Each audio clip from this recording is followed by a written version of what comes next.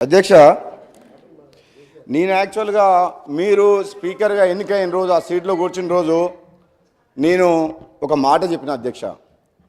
గతంలో నేను శాసనసభ్యునిగా ఉన్నప్పుడు పోయినసారి మాకు అడుగడుగున అడ్డంకులు సృష్టించిండ్రు, మాట్లాడే అవకాశం ఇవ్వలేదు, సమస్యల గురించి మాట్లాడే అవకాశం ఇవ్వలేదు.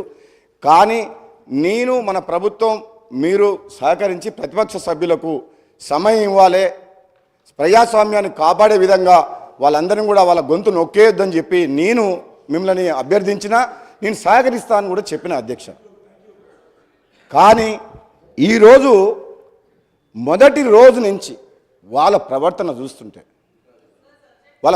చూస్తుంటే వాళ్ళ మాట్లాడే విధానం, గవర్నర్ ప్రసంగం మీద కూడా చూస్తుంటే ఎంత అధికారంలో పర్మనెంట్గా ఇక్కడనే ఉంటాం అనుకున్న వాళ్ళు ప్రజలు ఇచ్చిన షాక్ ట్రీట్మెంట్తో అక్కడికి పోయిన తర్వాత మతి భ్రమించి ఫ్రస్ట్రేషన్లో ఏం మాట్లాడుతారో అర్థమవుతలేదు అధ్యక్ష.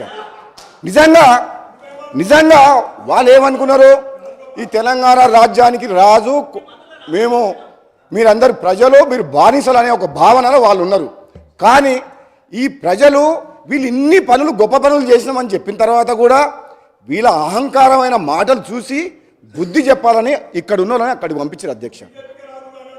ఇంకా కూడా బుద్ధి రాకుండా ఇష్టం వచ్చినట్టు నోటికి పార్టీలు మారినామని చెప్పి మా కోమటిరెడ్డి బ్రదర్స్ అంటున్నారు. మీ నాయకుడు కేసీఆర్ గారు ఏ పార్టీలో రాజకీయ జీవితం మొదలుపెట్టిండ్రు, ఆ తర్వాత కాంగ్రెస్ నుంచి టీడీపీకి ఎట్లొచ్చిండ్రు, ఆ తర్వాత టీఆర్ఎస్ 3 పార్టీలు మారిన చరిత్ర మీ నాయకుంది. అది మర్చిపోవద్దు అధ్యక్ష. నేను ఎక్కువ మా డిప్యూటీ సీఎం గారు ఈ పవర్ పాయింట్ ప్రజెంటేషన్ శ్వేతపత్రం సంబంధించి కొన్ని విషయాలు చెప్పిండ్రు. దాంట్లో ఆ బుక్లో క్లారిటీగా ఉన్నాయి నెంబర్స్. గత 10 సంవత్సరాలలో వీళ్ళు చేసిన విధ్వంసం వల్ల ఈ విద్యుత్ సంస్థలు ఎట్లా నష్టాలకు పోయినాయి అని చెప్పి శ్వేతపత్రంలో చాలా డీటెయిల్గా ఉన్నది. అందులో లోతుగా నేను పోను అధ్యక్ష. అదేవిధంగా ఈ మంత్రి గారు మాట్లాడిన మాటలు విన్న తర్వాత గౌరవ ముఖ్యమంత్రి గారు కూడా యాదాద్రి పవర్ ప్లాంట్ విషయంలో కానీ భద్రాద్రి పవర్ ప్లాంట్ విషయంలో